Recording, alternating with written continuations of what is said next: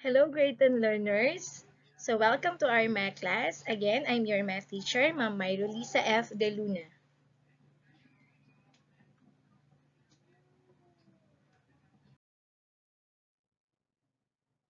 Okay, so we are now in our week 2 with our module 1. Okay, so for today, we're going to discuss illustrating an arithmetic sequence. Okay, so let's have our objectives. Okay, in this video lesson, you will learn to define what is an arithmetic sequence and illustrate an arithmetic sequence. So let's have our warm-up. Okay, so we have the given sequences and the pattern. Okay, so we all know that sequences are set of numbers in orders. Okay, so kung saan merong pattern tayong sinusunod. Okay, so we also discussed last time the different kinds of sequences or the types of sequences, which is the infinite sequence and the finite sequence. So, pwede natin silang i-classify as finite and infinite. So, kapag sinabi nating infinite, ibig sabihin endless, continuous. Pag sinabi naman nating finite, set of numbers with limited terms. Okay? So, meron siyang hangganan. Okay? So, let's have our example. So, we have 2, 4, 6, 8. Okay? So, as you can see, may ellipsis. So, ibig sabihin, ano to? Finite or infinite? Very good. Infinite yan. Okay, now, based on the given pattern or based on the given sequences, we can determine the following term or the next term. Okay? So, we have 2, 4, 6, 8. So, sa tingin nyo kaya, ano yung susunod na term? O yung next term niya? Okay, 10. Very good. So, based on the sequences or the sequence, so the pattern is by adding 2 to the preceding term. Okay? And then again, huwag natin kalimutan, yung 2, yun yung a sub 1, yung 4, si a sub 2, si 6, si a sub 3, si 8, si a sub 4. Okay. Let's have another example. 3, 6, 12, 24. Okay, so ano kaya yung pattern na ginamit sa second example? Okay, so ang pattern is by multiplying 2 to the preceding term. So check natin. So 3 times 2, 6. 6 times 2, 12. 12 times 2, 24, and so on. Okay, so that is the pattern by multiplying 2 to the preceding term. Okay, next. Let's have another example. 5, 10, 15, 20. Okay. So, ano kaya yung pattern dito? Okay? So, the next term is 25. So, alam na natin na ang next term niya ay 25. Paano natin malalaman? So, by adding 5 to the preceding term. Okay, so for today, we will discuss all about arithmetic sequence. Okay, lahat ng example kanina are all sequences. Okay, pero hindi lahat ng example natin ay arithmetic sequence. So, paano natin malalaman kung yung given sequence ay arithmetic?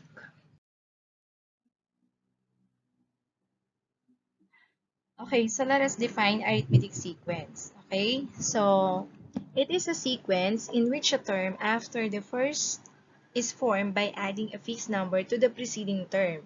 So that is what we call arithmetic sequence. Okay, the fixed number or constant that we add is what we call the common difference denoted by D. So bakit kaya siya tinawag na common difference? Okay, so let's have our example. Okay, so we have 2, 4, 6, 8, and so on. Okay. So, based on the given pattern, ang ginawa natin to get the preceding term is we add 2. Okay? So, let's see. So, we have 2 plus 2 is 4 plus 2, 6 plus 2, 8 plus 2. So, alam na natin na ang susunod na number or yung susunod na term ay 10.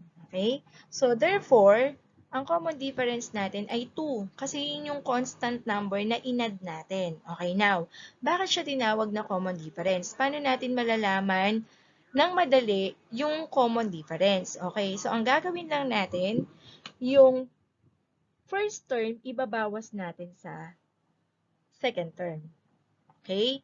So, for example, dito, kailangan constant siya. Okay? So, for example, 4 minus 2, 2. 6 minus 4, 2. 8 minus 6, 2. So, therefore, may common difference sila. Okay? Nung sinubtract natin yung preceding term. Okay? So, again, the common difference is 2. So, alam na natin na ang next term natin is 10 kasi kapag inad natin yung common difference, 8 plus 2, 10 yung lalabas. Okay? So, let's have another example. So, we have 4, 7, 10, 13. Okay. So, now, check natin. Ano ang common difference nito? So, we have 7 minus 4 is 3. 10 minus 7, 3. 13 minus 10, 3. Okay? So, ang common difference natin ay 3. And then, makikita din natin sa pattern, pag nag-add tayo ng 3, sa first term, makukuha natin yung second term, and so on. Okay?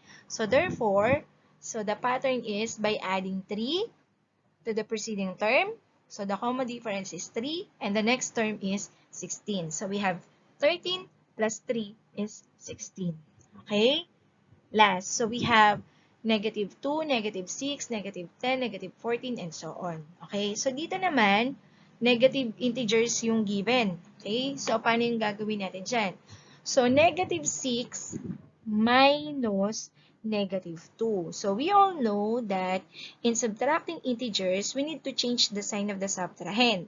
So, ang subtrahend natin is si negative 2. And then proceed to addition.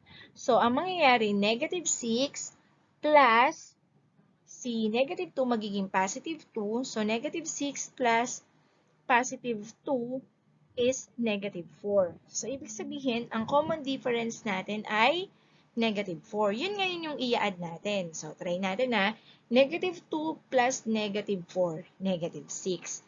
Negative 6 plus negative 4, negative 10. Negative 10 plus negative 4 is negative 14. So, negative 14 plus negative 4, so that is negative 18. So, yung next term natin is negative 18. Okay? So, sana malinaw yun, no? Okay, so let's have our activity number 1. So, check natin kung talagang naiintindihan natin yung definition ng arithmetic sequence. Okay? So, determine whether the sequence is arithmetic or not. Okay, so let's have number 1. So, we have 3, 9, 27, 81. Okay, is it arithmetic or not? Okay, not. Okay? Kasi, bakit? So, try natin na 9 minus 3, 6. 27 minus 9. Pag sinubtract natin yung 27 sa 9, hindi 6 yung lalabas. Okay? So, ibig sabihin, wala silang common difference. So, therefore, the given sequence is not an arithmetic sequence. Okay? So, let's proceed to number 2. Negative 1, negative 6, negative 11, negative 16. Okay, so check natin na. Negative 6 plus negative 6 minus negative 1. So, change the sign of the subtrahend. Okay?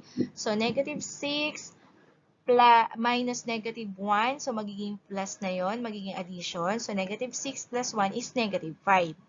Okay, so check natin. Negative 1 plus negative 5, negative 6. Negative 6 plus negative 5, negative 11. Negative 11 plus negative 5, negative 16. So, therefore, number 2 is an arithmetic sequence. Okay, very good. Okay, next. Let's have number 3. Okay, so what do you think is the answer in number 3? Is it arithmetic or not? Okay, so if your answer is not, okay, very good. Okay, why?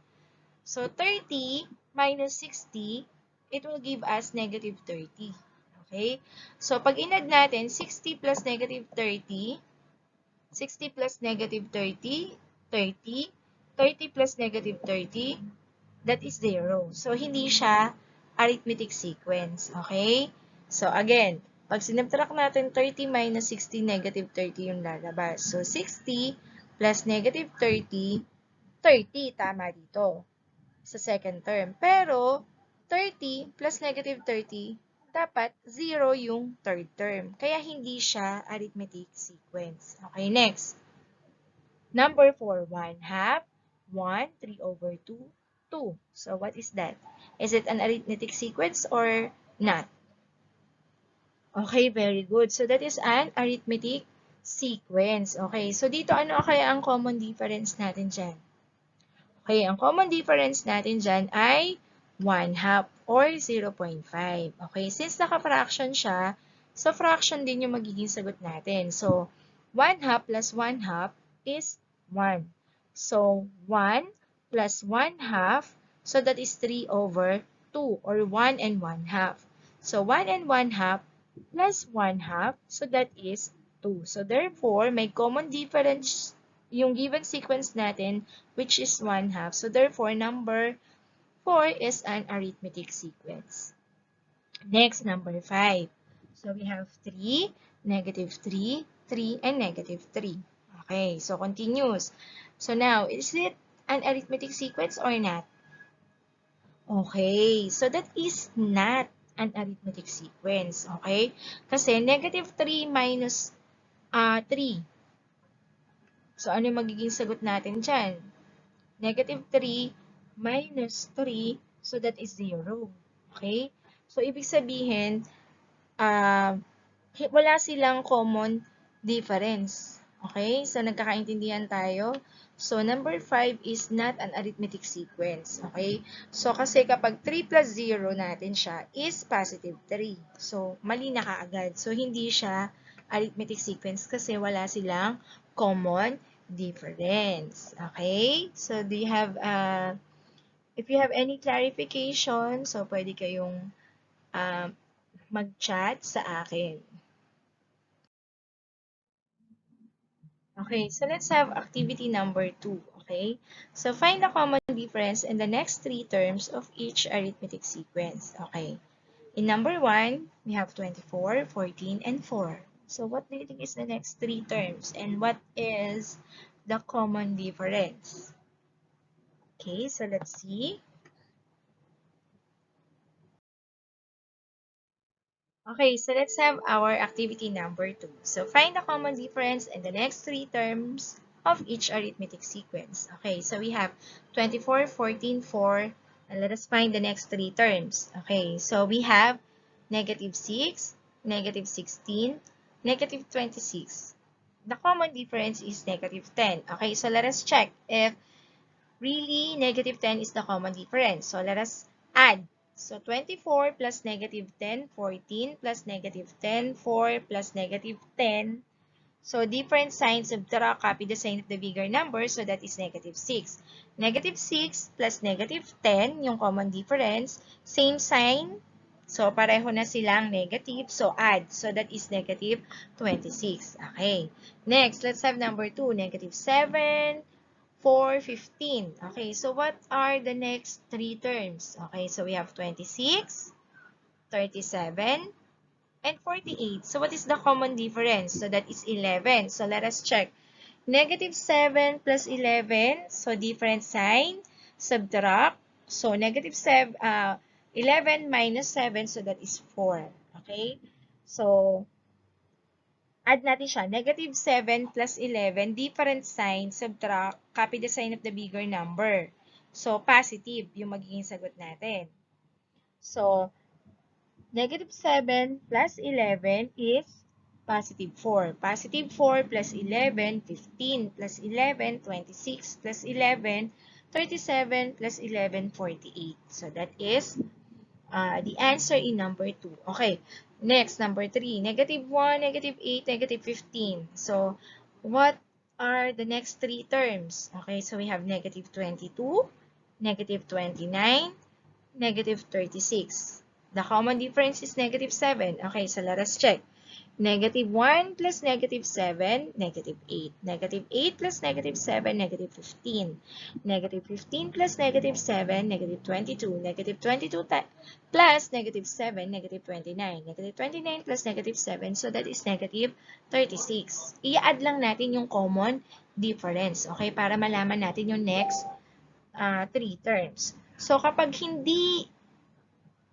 walang common difference, pag iba-iba yung common difference, so ibig sabihin hindi yon arithmetic sequence. Kailangan kasi pare-pareho yung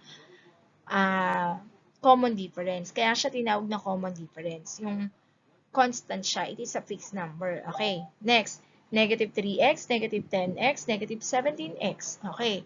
So what are the next three terms? So negative 24x, negative 31x, negative 38x. So what do you think is the common difference here? Okay, so that is negative 7x. So we have negative 3x plus negative 7x, so that is negative 10x. Negative 10x plus negative 7x, so that is negative 17x. Negative 17x plus negative 7x, so that is negative 24x. And negative 24x plus 7x is negative 31x plus 7x is negative 38x. Okay? Then we have number 5, last number. So we have 3a minus 1. So the second term is 3a. So paano kaya nangyari yon? Paano naging 3a? Then, the third term is 3a plus 1. Okay, so what do you think is the fourth term? Okay, very good, 3a plus 2. How about the fifth term? 3a plus 3. Okay, and the fourth term is 3a plus 4. Okay, so we have the common difference is 1. Okay, so check natin. 3a minus 1 plus positive 1. Okay, so isang negative 1, isang positive 1, cancel. So, ang matitira, 3a. Then, 3a plus 1, 3a plus 1. So, 3a plus 1 plus 1, 3a plus 2. 3a plus 2 plus 1, 3a plus 3. 3a plus 3 plus 1, 3a plus 4. Okay, again, para malaman natin yung common difference, agad, pwede nyong isubtract. Okay, so kung nahihirapan kayo na tignan yung pattern ng sequence, ang gawin nyo lang, again, subtract the first term to the second term. So, halimbawa, in number 1 nga, 14 minus 24. So, that is negative 10. Malalaman mo na kung ano yung common difference. Kaya baka may magtanong, ma'am, lagi bang sa first term tsaka sa second term? Pwedeng sa second term ka tsaka yung third term. Kung ilan yung given, depende. So, titingnan mo din. So, katulad dito, 4 minus 14.